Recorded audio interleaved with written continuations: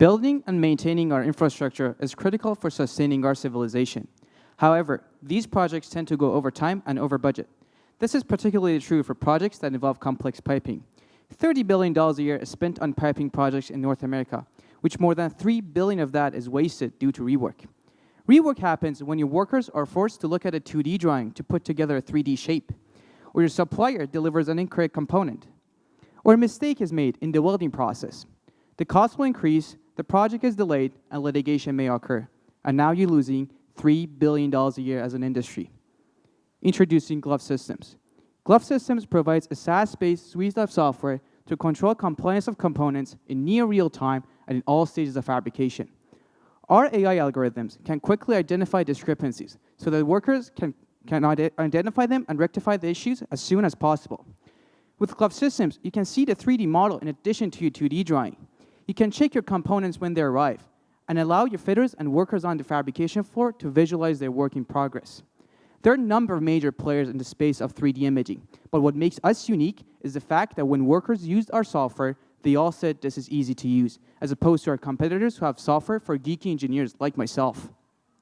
We developed our prototype in a research program that involved Aecon, one of Canada's largest fabrication companies, as our partner.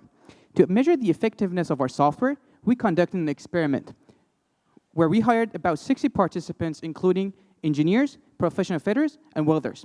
A group used traditional methods to put together an assembly, and a group used our software. It turned out, on average, each worker saved 2.5 hours, 50% of the time required to put together the assembly using our software.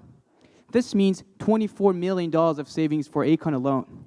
With about 400 fabrication shops spread across North America, there's a $1.2 billion market opportunity for us.